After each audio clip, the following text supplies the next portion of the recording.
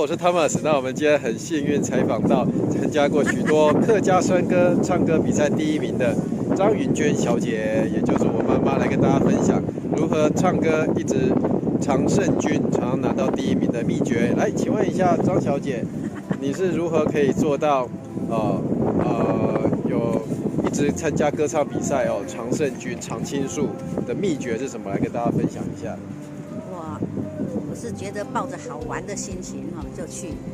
然后去看看自己的实力，然后呢，在比赛的时候呢，说实在的，得了奖也是也是细胞死了多少才换得的奖第一个就是会很紧张第二个呢，上台之后再怎么紧张，还是要把它唱到不要忘词要专心，你不能分心，你一分心，你的词就会唱错。所以每次在台下就要一直想着我的歌，台上呢音乐一响，就马上就要心里就要想着我的歌词是什么，马上就这样，不能分心了你一分心，等一下要唱的时候你就不知道要唱些什么了，会忘词。所以就是要专心听音乐，然后听了音乐，开始可以唱就唱，就是说实在的，得奖都是一些紧张所换，紧张然后刺激，细胞死了多。好的，那我们接着呢继续来分享，刚刚分享了比赛的时候要保持平常心在台上要专心，不能忘词。那接着呢，比方说假设像我们这样有一个素人的话想要像你一样很会唱歌的话，要怎么样从平常中可以练习呢？很会唱歌，我是不敢说我很会唱歌，我只是喜欢唱歌。从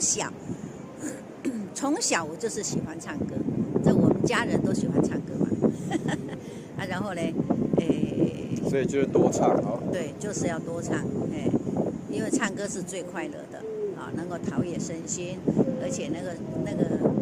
要有个健康的身体，就是整天忘了你的忧愁，就是最开心就是唱歌唱歌能够陶冶身心身体健康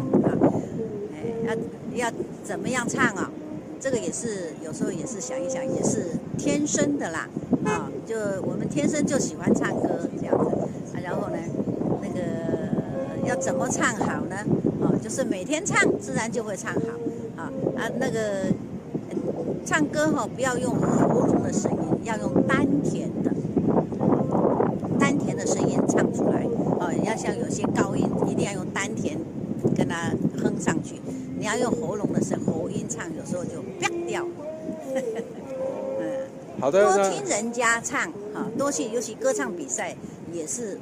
是为了就是说想吸收人家的长处多去听人家唱歌，吸收人家长处，我们自己才有可以发挥自己多练。好的，